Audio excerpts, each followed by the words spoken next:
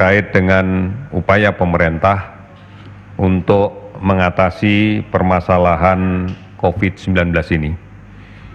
Beberapa langkah sudah dilakukan secara terintegrasi di bawah koordinasi dari Gugus Tugas Nasional untuk penanggulangan permasalahan ini. Dalam sehari ini kami juga memantau beberapa pelaksanaan kegiatan dan beberapa hal yang menjadi pertanyaan di lingkungan masyarakat terkait dengan kekhawatiran akan semakin masifnya penyebaran ini seiring dengan mulai banyaknya saudara-saudara kita yang berasal dari Jakarta kembali ke kampung halaman masing-masing. Oleh karena itu, kembali lagi saya ingatkan pada rekan-rekan sekalian, pada saudara-saudara sekalian, bahwa pondasi dasar di dalam kaitan dengan pengendalian penyakit ini adalah upaya pencegahan. Upaya pencegahan ini harus difokuskan kepada upaya untuk menjaga yang sehat, tetap sehat, yang sehat tidak tertular penyakit ini, yang sehat mampu menjaga dirinya supaya tetap sehat. Oleh karena itu, kita harus memaklumi dan meyakini bahwa penyebaran penyakit ini terjadi akibat adanya kontak dekat antara orang yang sakit dengan orang yang sehat. Oleh karena itu, menjaga jarak pada setiap kegiatan komunikasi sosial ini menjadi penting.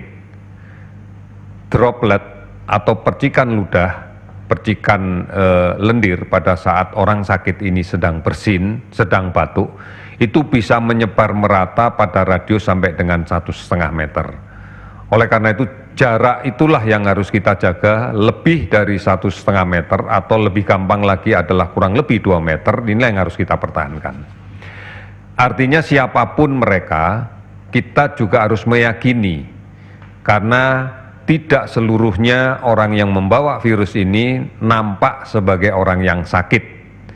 Seringkali kita dapatkan orang tersebut tidak nampak sakit, ataupun hanya terlihat seperti sakit ringan.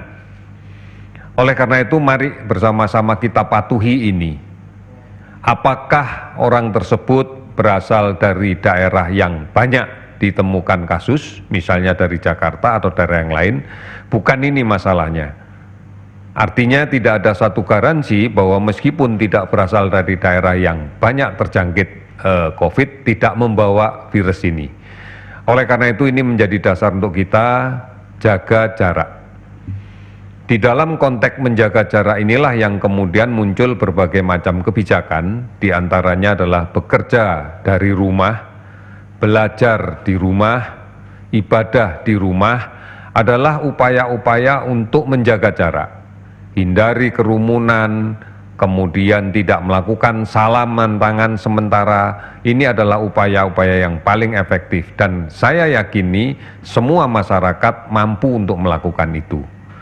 Permasalahannya adalah bagaimana kemudian kita bisa saling mengingatkan siapapun yang ada di sekitar kita, dan kita pun juga mau diingatkan oleh siapapun yang ada di sekitar kita untuk mematuhi ini.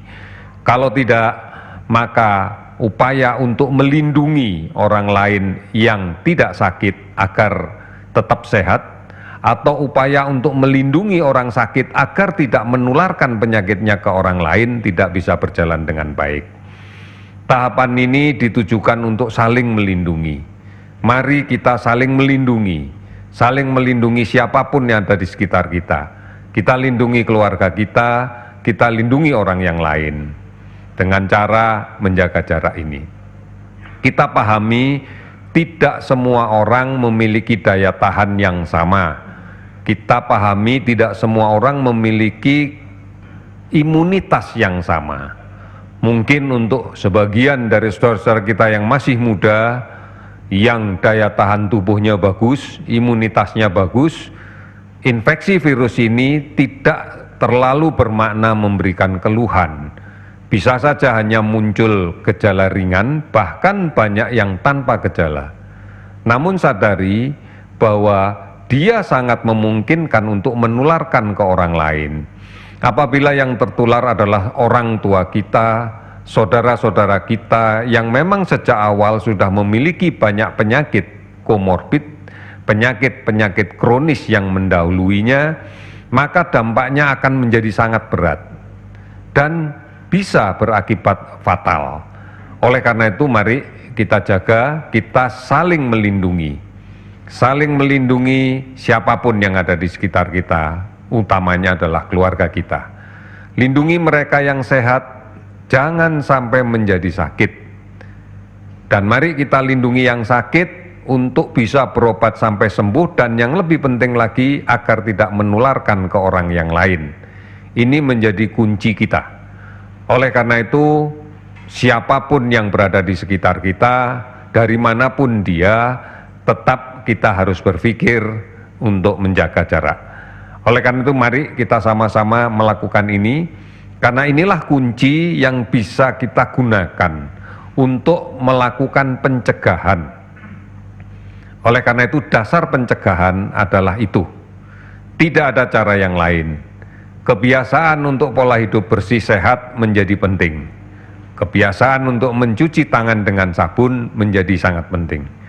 Oleh karena itu, mari kita upayakan ini dengan cara bersatu, dengan cara bergotong royong, pasti kita bisa melaksanakan dengan baik.